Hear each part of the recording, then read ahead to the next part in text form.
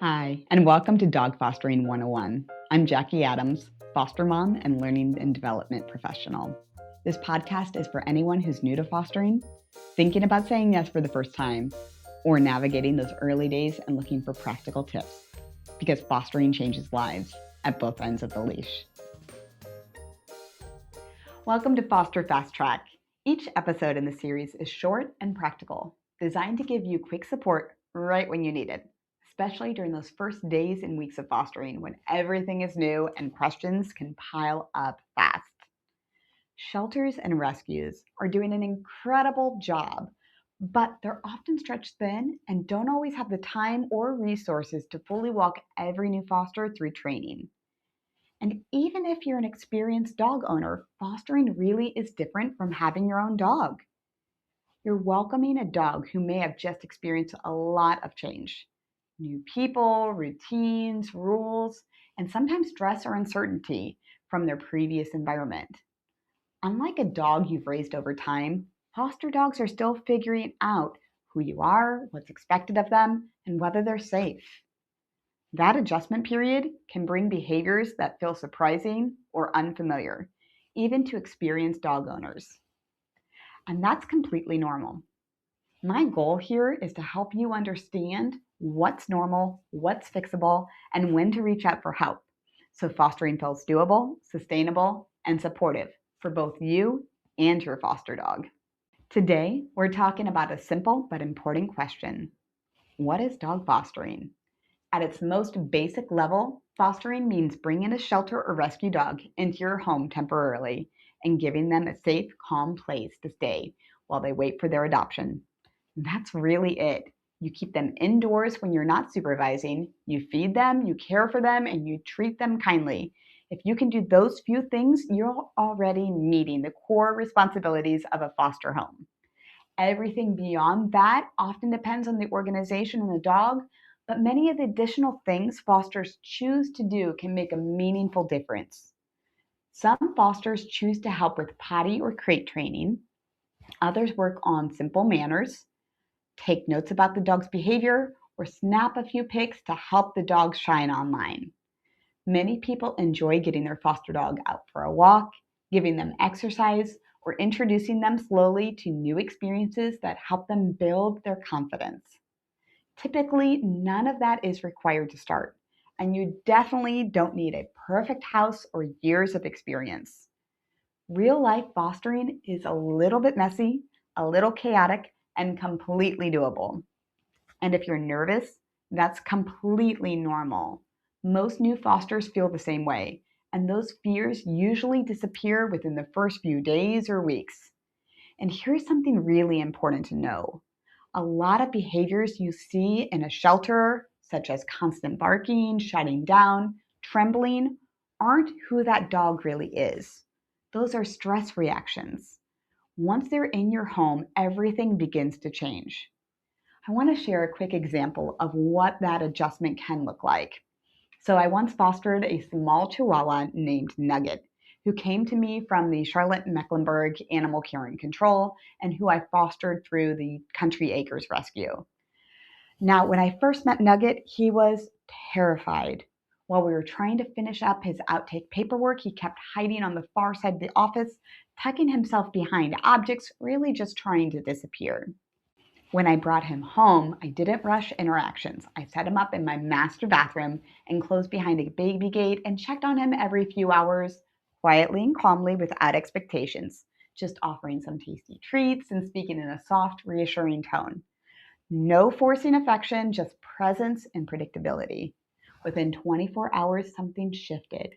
Nugget began seeking me out. Not long after, he was comfortable enough that I carried him around in a little dog sling. He simply didn't want to be far away. Same dog, completely different interactions. For many of us fosterers, one of the most rewarding parts of fostering is watching a dog begin to transform, sometimes in just a few days, simply because you've offered them safety. It really is a privilege to witness and a powerful reminder of how much our homes can shape a dog's future. That's the power of giving dogs time, space, and structure during those first few days. And that's why fostering is so, so vital. Shelters, rescues, and humane societies all use foster homes a little differently. Larger city shelters often welcome very short term fostering, even just a day or a weekend, because even a very short break from the shelter helps dogs relax and gives more people the chance to meet them. Versus smaller rescues, especially ones in rural areas like the country, may prefer longer term fosters because they have fewer kennels and they rely heavily on their foster families. Every group has its own rhythm and expectations, so the most important thing you can do is ask what they expect from you and what support they can provide in return. Because foster dogs are still legally owned by the shelter or rescue, they make the final decisions about medical care, adoption, and overall case management. Your role as a foster is to observe, support, and communicate, and their role is to guide the big decisions. If your foster dog needs medical attention, typically the organization will tell you exactly where you'll go and they'll cover the cost. You'll usually help coordinate the appointment. um, and it should be noted that some places have full foster teams and 27 support, whereas others are run entirely by volunteers and may need more patience when you're coordinating this. Knowing what to expect ahead of time makes everything smoother. If you do take your foster dog to a vet, a boarding service, or a professional trainer without the shelter specific approval, you should expect to cover those expenses yourself. Most organizations can only reimburse costs they've authorized in advance. You may also need to sign paperwork at the start of your fostering experience that explains the organization's policies, including that they aren't responsible for any damage to your home or belongings while the dog is in your care. This protects both you and the shelter and ensures that everyone is on the same page from the very beginning. Fostering is flexible. You can foster for a night, a weekend, a few days, or until adoption. It's not a promise to adopt yourself, and it's not your job to fix every single behavior issue in the dog. Your role is simply to give a dog stability, predictability, and kindness so their real personality can merge. If something happens in your life and you need to return the dog, you can work with the organization to do that properly. Fosters are meant to be supported, not to feel trapped. And if you're bringing a foster dog into a home that has your own pets, that's totally doable. You just want to set everyone up for success. Talk to the shelter or to the rescue about slow, safe introductions. Every organization has its own guidelines and they'll walk you through what's appropriate. Another part of fostering that surprises many people is communication with potential adopters. But depending on the group, you may be the one answering messages, explaining adoption trials or staycations, as they're sometimes called, and how those work, and sharing what the dog has been like in your home. Sometimes you may also help make sure it's a good fit. Things like whether the dog would be crated for long hours, how the adopter plans to introduce them to resident pets, or whether the dog's quirks fit their lifestyle. You're not interrogating anyone, you're simply offering honest insight so everyone is set up for success. Some people also support shelters through roles that aren't quite full fostering but are just as essential. One of the biggest is transport, simply helping a dog getting from the shelter to the foster who's opening their home. Maybe the foster can't make the drive, or maybe the timing is tight. A quick one-way trip can make all the difference.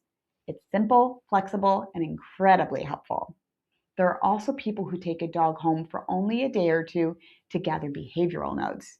Even a short break from the shelter can reveal how a dog walks on the leash, whether they're housebroken, how they relax around people, or what their personality looks like when they're not completely overwhelmed. Those insights help match the dog with the right foster or adapter. If you're ready to get started, most shelters and rescues have a simple foster application on their website. Once you're approved, you'll receive information about their onboarding process. Fostering is about giving a dog comfort, predictability, and a chance to be seen for who they really are. And if you're someone who likes understanding the why behind fostering, why it matters so much for dogs' welfare, and how foster care became a critical part of modern sheltering, there's a wonderful resource I recommend from Maddie's Fund called 7 Guiding Principles of Foster Care. It's technically designed for shelter and rescue staff, but it does a great job explaining the history of foster programs and why time in a home, even short term, is so powerful for a dog's well being. This course provides helpful context if you're curious about the bigger picture and the impact you're having. We'll include that link in the show notes so you can check it out.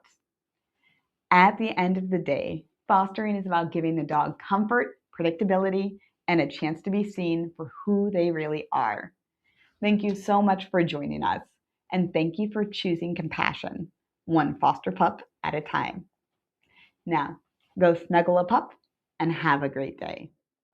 Thanks so much for joining us for this episode of Dog Fostering 101, everything I wish I knew when I began fostering. This episode was edited by Make Your Day Richer. If you enjoyed it, please be sure to follow us and check us out on Facebook and Instagram. Now go cuddle a pup and have a great day.